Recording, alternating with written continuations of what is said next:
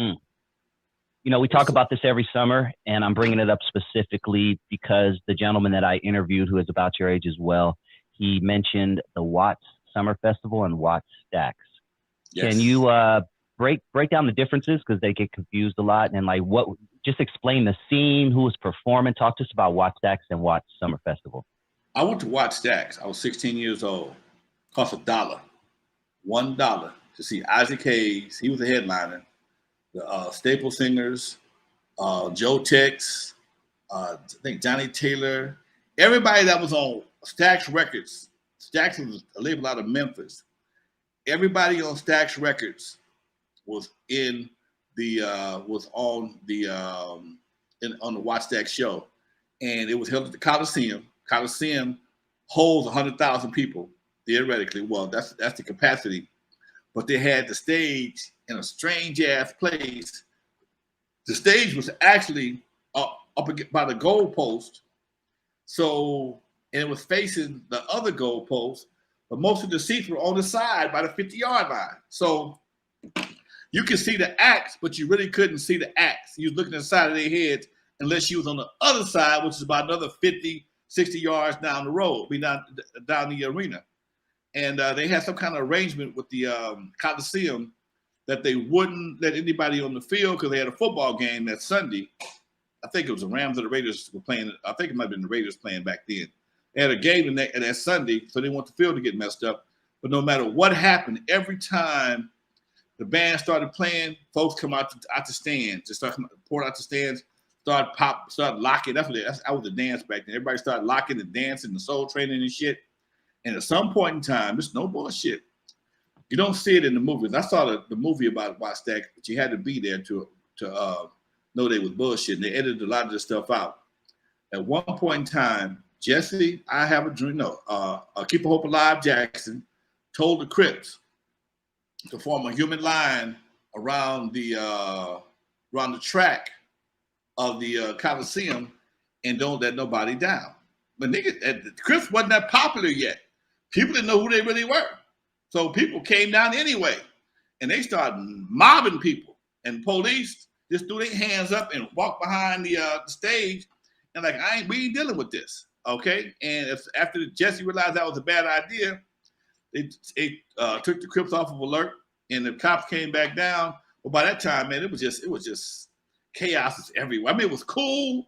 You know, I listened to Al Sharpton. I listened to different people talk about that event. They must have been backstage, because where I was in the bathrooms, this is when leather jackets was the prime target of anybody gangbanging. And I'll never forget, man, we in the bathroom taking the piss, and this dude, the Crips walked in the bathroom. This dude was taking the piss. He never stopped pissing, just took his jacket off and gave it to him. He didn't want to get his ass whooped. That's no bullshit. They was going through the crowd just taking jackets, okay? No bullshit. It was stampedes because shit started breaking out from time to time. It got fucked up. It got fucked up. Tookie and the main founders were supposed to be there, right? Yeah. Tookie and Jamil. They was walking Jamil Barnes. There. Yep. Big dude. Walking around there. Big dude.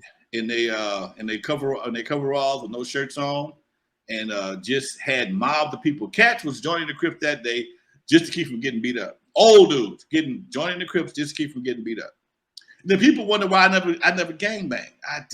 Dude, it was too much of a mob mentality. It was too much shit going on, and nah, dude, it wasn't worth the hassle for me. You know, speaking of leather jackets, there's a popular story in the early 70s, I believe 72, 73, which would have made you about 14 or 15, if my math is correct. Apologize if I'm off.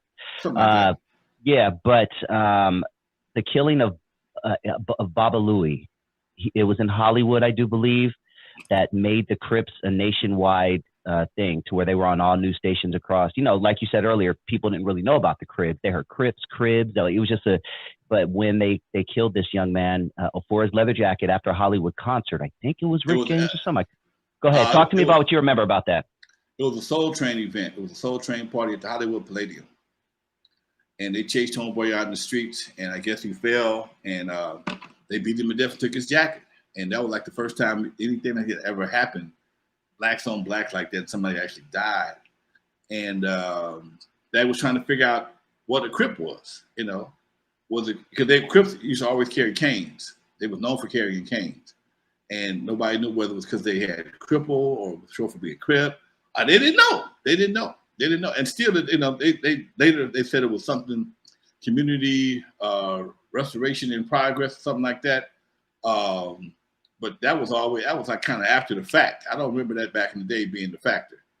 But yeah, that was when the first time it was a Soul Train event. Rick James might have performed there. I think that was before Rick James. Though Rick James, he wasn't around. This is like 73. Yeah, I'm sure I'm wrong. I'm sure I'm like wrong. 73. Yeah. I don't think it was Rick James, Doc, but it was a Soul Train event. That I do know for sure. Yeah. Do you remember your parents talking about the Crips and Bloods, or like or Crips specifically around this time? Not really, because we still had Black Panthers at the same time. I was trying to be a Black Panther. I was trying to be on the militant side. I couldn't get a leather jacket or a natural, or grow a goddamn natural. It was rough at my house. But a lot of the kids in my neighborhood, they joined WLCAC, which looked like the Black Panthers. WLCAC, Watts Labor Community Action Committee. They still around today. One of the guys that lived, that was one of the sons of the founders, lived on my street, and they would march. I mean, it was not a political march. They would just march in unison up and down the street, practice whatever the case may be. And I thought that shit was cool as fuck. I wanted to be down, but again, I'm a Catholic school kid. I got to wear that green shit come Monday morning.